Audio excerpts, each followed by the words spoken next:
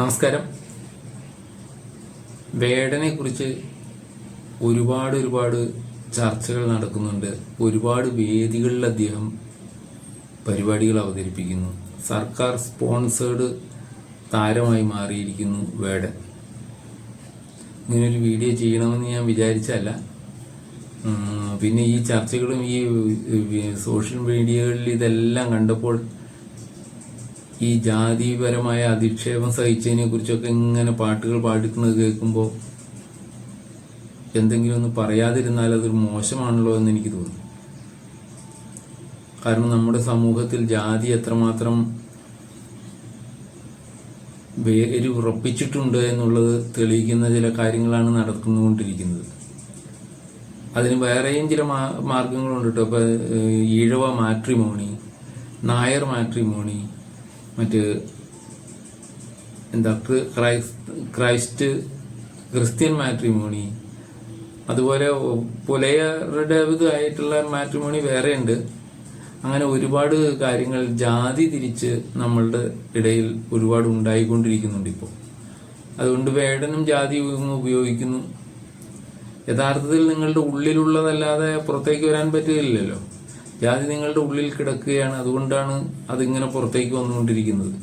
അതിനെ കളയാൻ ഇവർക്കായിട്ടില്ല. ജാതിപരമായി മാത്രം ചിന്തിക്കുന്ന ഒരുപാട് ആളുകൾ നമ്മളുടെ ഇടയിൽ ഉണ്ടെന്നുള്ളതാണ് ഞാൻ മനസ്സിലാക്കുന്നത്. ഞാൻ ജാതിയെക്കുറിച്ച് അങ്ങനെ ചിന്തിക്കാൻ എനിക്ക് ഇടവന്നിട്ടില്ല ഒരുപാട്.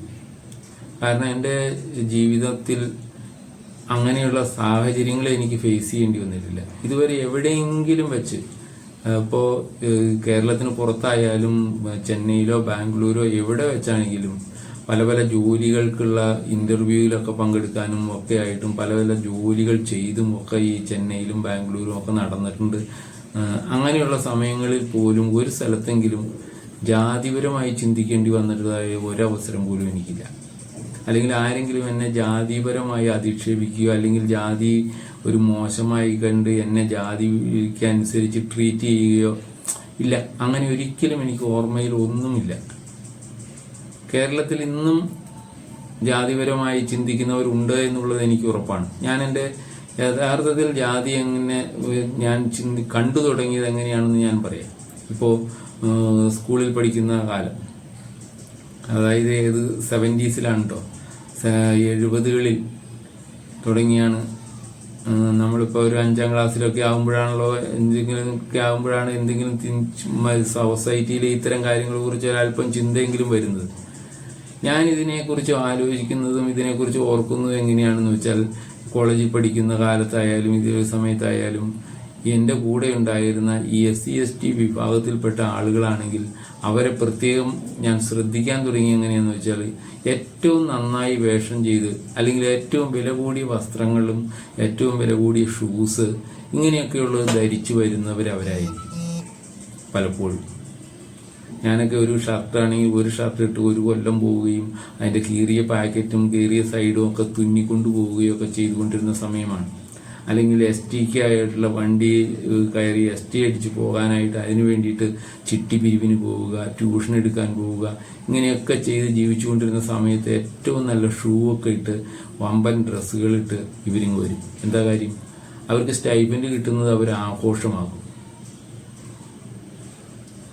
അപ്പോൾ അവർ വിചാരിക്കുന്നത് അതാണ് സമൂഹത്തിന്റെ മുകളിലേക്ക് വരുന്നതിനുള്ള വഴിയെന്ന് അവർ വിചാരിക്കുന്നുണ്ടാകും.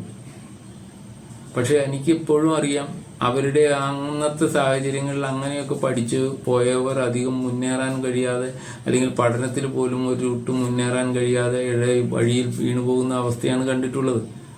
ആരും അന്നത്തെ സാഹചര്യങ്ങളിൽ നിന്ന് ഇതുവരെയും ഉയർന്നു വരാത്ത ആളുകൾ ഒരുപാട് പേരുണ്ട്. അവരുടെ ഇടയിൽ നിന്ന് ജാതി പോകുന്നേയില്ല. അവർ ജാതിപരമായിട്ടായിരിക്കും സംഘടിക്കുന്നത്. അപ്പോൾ സമൂഹത്തിൽ ആ രീതിയിൽ അവരുപയോഗിക്കുന്നു. അവർക്ക് കിട്ടുന്ന ആനുകൂല്യങ്ങൾ ഉപയോഗിച്ചത് അങ്ങനെയാണ്. ഈ MA കോളേജിന്റെ മെസ്സിൽ ഒരു ദിവസം വൈകിട്ട് ചെന്നപ്പോൾ കാണുന്ന അവസ്ഥ കണ്ടു കഴിഞ്ഞാൽ അവിടെ ഏറ്റവും കൂടുതലുള്ളത് ഇങ്ങനെയുള്ളവരാണ്. അവർക്ക് അവിടെ ഹോസ്റ്റൽ ഏർപ്പെടുത്തി കൊടുത്തിട്ടുണ്ട്. അവർക്ക് അവിടെ മെസ്സുണ്ട്. അപ്പോൾ അവിടെ ചെന്നപ്പോൾ ഒരു ദിവസം എന്തോ ദോശയോ അതിന് ചമ്മന്തിക്ക് എന്തോ ഉപ്പ് കുറഞ്ഞു പോയിട്ട് ചമ്മന്തി കഴിക്കാൻ കൊള്ളില്ലെന്നോ ഒക്കെ പറഞ്ഞുകൊണ്ട് ദോശ ഇങ്ങനെ അന്തരീക്ഷത്തിലൂടെ പറന്ന് കിടക്കുകയാണ്. വീട്ടിൽ കഞ്ഞി കുടിക്കാൻ വകയില്ലാത്തവനായിരിക്കും ചിലപ്പോൾ. എന്നിട്ടാണ് ഈ രീതിയിൽ കാണുന്നത്. അപ്പോൾ ഞാൻ പറഞ്ഞു വന്നത്, നമ്മൾ സമൂഹത്തിൽ എങ്ങനെ ജീവിക്കണമെന്ന് അവരവരാണ് തീരുമാനിക്കുന്നത്. ജാതിപരമായി അധിക്ഷേപിക്കാനോ ഇതിങ്ങനെ ആരെങ്കിലും തയ്യാറാകുന്നുണ്ടെങ്കിൽ അതിന്റെ ഉത്തരവാദിത്വം ഇത് തിരിച്ചു കിട്ടുന്നവന് തന്നെയാണ്. നിങ്ങളെ അധിക്ഷേപിക്കുന്ന ഒരാളുണ്ടെങ്കിൽ തീർച്ചയായിട്ടും അത് നിങ്ങളുടെ ഒരു കാഴ്ചപ്പാടിന്റെ ഫലമായിട്ട് തന്നെയായിരിക്കും. നിങ്ങൾ ജാതിയുടെ ആ ഇതിൽ നിന്ന് പുറത്തു കിടക്കാൻ നിങ്ങൾക്കായിട്ടില്ല, അല്ലെങ്കിൽ നിങ്ങൾ കടക്കാൻ ശ്രമിക്കുന്നില്ല, നിങ്ങൾക്ക് അതിന് ആവശ്യമില്ല എന്ന് നിങ്ങൾ കരുതുന്നു, അല്ലെങ്കിൽ ഞങ്ങളിൽ കിടക്കുന്ന ഇതാണ് ശരിയെന്ന് നിങ്ങൾ വിചാരിക്കുന്നു. എന്നിട്ട് അതിനനുസരിച്ച് മറ്റുള്ളവരെ കാണാൻ ശ്രമിക്കുന്നു. സമൂഹത്തോട് അതിനനുസരിച്ച് പ്രവർത്തിക്കാൻ നിങ്ങൾ ആവശ്യപ്പെടുന്നു. ഇന്ന് ജാതി എന്തിനാണ് ഉപയോഗിക്കുന്നത്? ജാതി ഉപയോഗിക്കുന്നത് നിങ്ങൾ സ്വാർത്ഥ താല്പര്യത്തിന് വേണ്ടിയാണ്. നിങ്ങളുടെ അധികാരം മറ്റുള്ളവരിൽ അടിച്ചേൽപ്പിക്കാനാണ്. നമ്മുടെ MLA ശ്രീനിജന്റെ അവസ്ഥ എന്താണ്? അതുപോലെയാണ്. അത് തന്നെയാണ് ജാതി ഉപയോഗിക്കുന്നവരുടെ ഉദ്ദേശം. ജാതി ഉപയോഗിക്കുന്നത് നിങ്ങൾ സ്വാർത്ഥ താല്പര്യത്തിന് വേണ്ടിയാണ്. അത് മറ്റുള്ളവരുടെ മേൽ അടിച്ചേൽപ്പിക്കാൻ വേണ്ടിയാണ്. ഇതിനകത്ത് ഏറ്റവും വലിയ പ്രശ്നം, ഞാനൊക്കെ പുറത്തേക്ക് പോവുകയോ തമിഴ്നാട്ടിലും ബാംഗ്ലൂരും ചെന്നൈയിലും ഒക്കെ ജോലികൾക്ക് പോവുകയും ജോലി ചെയ്യാൻ ഇന്റർവ്യൂവിന് പോവുകയും ഒക്കെ ചെയ്തപ്പോഴുള്ള അവസ്ഥ എന്താണെന്നറിയാമോ? നിങ്ങൾക്കത് ചെയ്യാൻ കഴിയുമോ? നിങ്ങൾക്ക് ഈ കഴിവുണ്ടോ? നിങ്ങൾക്ക് എന്ത് ചെയ്യാൻ പറ്റും? അതാണ് ചോദ്യം. നിങ്ങൾക്ക് കഴിവുണ്ടോ ഇല്ലയോ? നിങ്ങൾക്കത് ചെയ്യാൻ പറ്റുമോ? അതാണ് ചോദ്യം. അത് പറ്റാത്തത് കൊണ്ട് ഇവിടെ കിടന്ന് വേടനാണെങ്കിലും വേടൻ അതിനുള്ള കഴിവില്ല. ഈ ഇത്തരം രീതിയിൽ കിടന്ന് പ്രവർത്തിക്കാനേ അവൻ കഴിയുന്നുള്ളൂ. ജാതിയുടെ മതിൽക്കെട്ടിന് അപ്പുറത്തേക്ക് കടക്കാനും ചിന്തിക്കാനും കഴിയാത്തവരാണ്. അതുകൊണ്ടാണ് അങ്ങനെ കിടന്ന് പറഞ്ഞുകൊണ്ടിരിക്കുന്നത്. പാടുകയല്ല, മലയാളം സംസാരിക്കാൻ അറിഞ്ഞുകൂടാ. അപ്പോൾ അതിനെ നമ്മൾ വളരെയേറെ പ്രചാരം കൊടുത്ത് നമ്മൾ വളരെ ഉയർത്തിക്കൊണ്ടുവരുന്നു. അതിനും ഒരു രാഷ്ട്രീയം മാത്രമേ ഉള്ളൂ. അത് ഉപയോഗിക്കേണ്ടത് രീതിയിൽ ഉപയോഗിക്കാൻ വേണ്ടി മാത്രമാണ് അവനെ അങ്ങനെ ഉയർത്തിക്കൊണ്ടുവരുന്നത്. ഇപ്പോൾ കഞ്ചാവ് കേസിൽ പിടിച്ചു. കഞ്ചാവ് കേസിൽ പിടിച്ചിട്ട് ആ ഒരു കേസൊന്നും ഇല്ലാതെയായി. അവന്റെ കൂടെ 7 പേരുണ്ടായിരുന്നു. 7 പേരെയും അറസ്റ്റ് ചെയ്യാതെ വേടനെ അറസ്റ്റ് ചെയ്തു. എന്താ ഉദ്ദേശം? വേടനെ കൊണ്ട് മുതലെടുക്കാൻ ഉദ്ദേശമുണ്ട് അവർക്ക്. അതുകൊണ്ട് തന്നെ അറസ്റ്റ് ചെയ്തു. അറസ്റ്റ് ചെയ്തതിൽ നിന്ന് മോചിപ്പിക്കാൻ എന്താണ് ഉപാധികൾ വെച്ചതെന്ന് നിങ്ങൾക്കറിയില്ല. അവൻ പ്രോഗ്രാം നടത്തുന്നത് ആർക്കു വേണ്ടിയാണ്? അവൻ പ്രോഗ്രാം നടത്തുന്നത് അതാണ് അവന് വേണ്ടി കൊടുത്ത ഉപാധി. നീ ഇന്നെ ഈ കേസിൽ നിന്നെല്ലാം മാറ്റിക്കഴിഞ്ഞാൽ നീ ഞങ്ങൾക്ക് വേണ്ടി പ്രവർത്തിക്കുക, ഞങ്ങളുടെ പാർട്ടികളുടെ മീറ്റിങ്ങുകളിലും ഇതിലെല്ലാം പ്രവർത്തിക്കുക എന്നാണ് കൊടുത്ത ഉപാധികളെങ്കിലോ. ജാതി അവനവന്റെ ഉള്ളിൽ കിടന്ന് കളിച്ചുകൊണ്ടിരുന്നാൽ തീർച്ചയായിട്ടും നിങ്ങൾക്ക് ഇതിൽ നിന്ന് രക്ഷപ്പെടാനാവില്ല. നിങ്ങൾ അതിനപ്പുറത്തേക്ക് ചിന്തിക്കാൻ കഴിയാത്തിടത്തോളം നിങ്ങൾക്ക് ജാതിയിൽ നിന്ന് രക്ഷപ്പെടാനാവുകയേയില്ല. സമൂഹത്തെ വെറുതെ കുറ്റം പറഞ്ഞിട്ട് കാര്യമില്ല. ഞാൻ പോയ ഇടങ്ങൾ ഒരുപാട് ജാതികളുടെയും ഇതൊക്കെ പറഞ്ഞിരുന്ന സ്ഥലങ്ങളിലൂടെയാണ് ഞാൻ ജോലി ചെയ്യുകയും ഒക്കെ ചെയ്തു പോയിട്ടുള്ളത്. ഒരിക്കൽ പോലും എൻ്റെ ജാതി ആരെങ്കിലും ചോദിക്കുകയോ അതിനനുസരിച്ചുള്ള ഒരു പ്രതികരണങ്ങൾ എനിക്ക് കിട്ടുകയോ ചെയ്തിട്ടില്ല.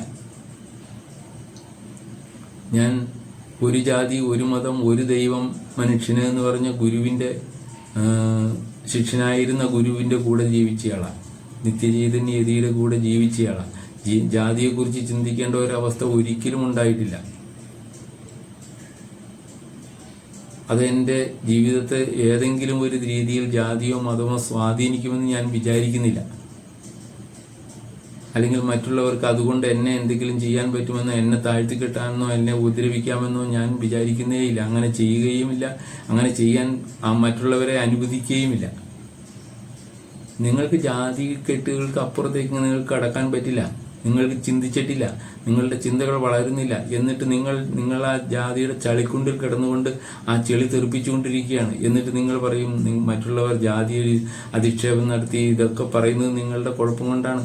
നിങ്ങളാണ് ജാതിയിൽ ജീവിക്കുന്നത്.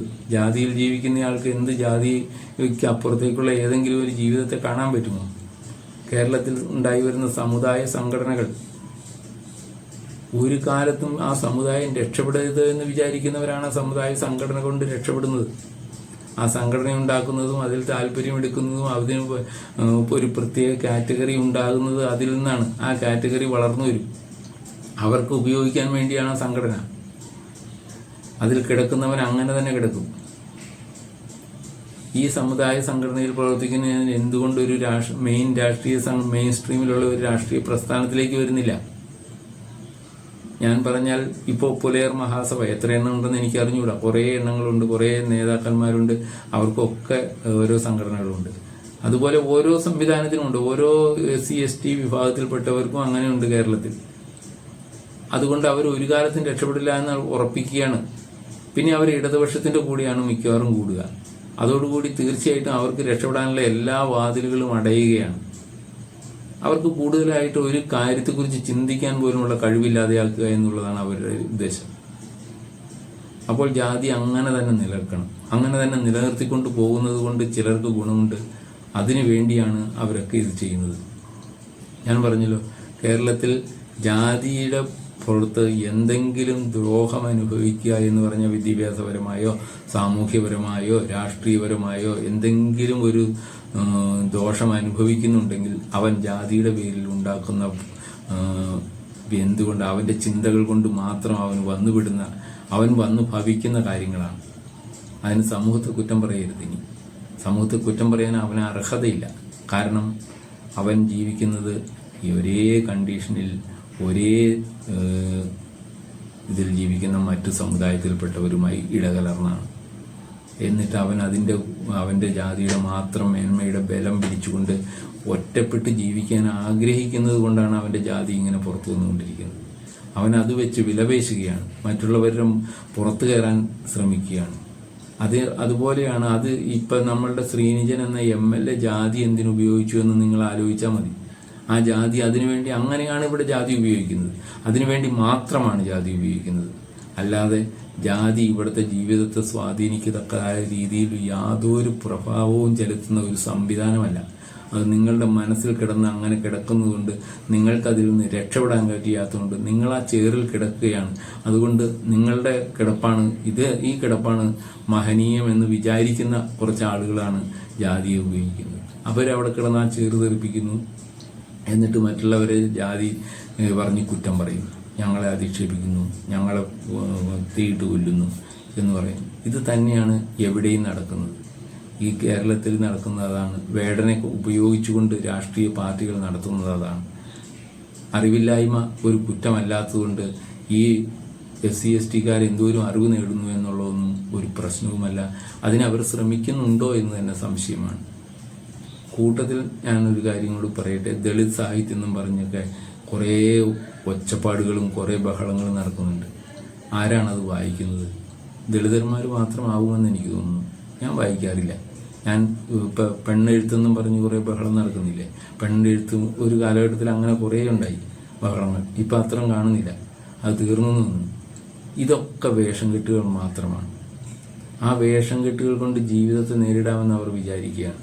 അവർക്ക് കുറച്ചു പേർക്ക് നേതാവാകാനും ഒച്ചപ്പാടുകളിൽ ബഹളത്തിലൂടെ മുന്നിലെത്താനും കഴിയുന്നുണ്ട്. അതുകൊണ്ടാണ് അവർ അതിൻ്റെ കൂടെ നടക്കുന്നത്. അതിനും ആ സമുദായത്തെ അവർ ഉപയോഗിക്കും, അല്ലെങ്കിൽ ആ സമൂഹത്തെ അവർ ഉപയോഗിക്കും. സ്ത്രീകൾ ഇവിടെ എഴുത്തുകാരായിട്ട് ഇതിനു മുമ്പ് ഉണ്ടായിട്ടില്ലേ? കാലാകാലങ്ങളായി എത്രയോ മഹത്തായ രചനകൾ അവരിൽ നിന്നുണ്ടായിട്ടുണ്ട്.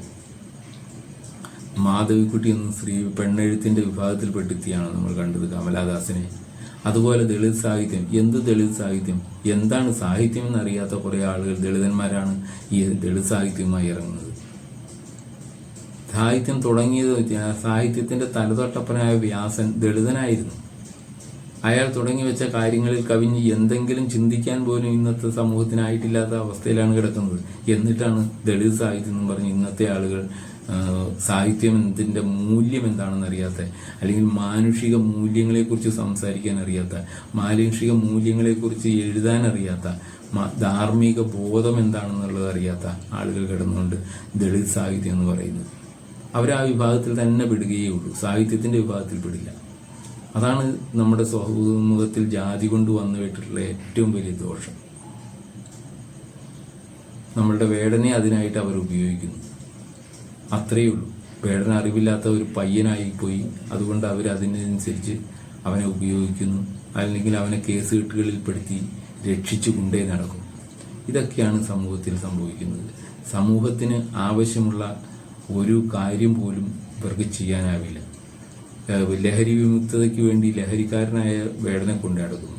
എന്നിട്ട് ഭയങ്കര ലഹരി വിരുദ്ധത പറയുന്നു, ലഹരി നിർമ്മാർജ്ജനം ചെയ്യുന്നതിനെ കുറിച്ച് പറയുന്നു. ലഹരി കച്ചവടം നടത്തിക്കൊണ്ടാണെന്ന് ഓർക്കണം. എന്തു പറയാനാണ് ഞാൻ? ജാതിയെക്കുറിച്ച് എനിക്ക് വേറെ ഒന്നും പറയാനില്ല. ജാതി നിങ്ങൾ ചിന്തിച്ചു കൊണ്ടിരിക്കുന്നുണ്ടെങ്കിൽ നിങ്ങൾക്ക് ഒരിക്കലും ജാതിയിൽ നിന്ന് രക്ഷപ്പെടാനാവില്ല. ജാതി മനസ്സിൽ നിന്ന് എടുത്ത് കളയാത്തിടത്തോളം നിങ്ങൾ രക്ഷപ്പെടുകയേയില്ല.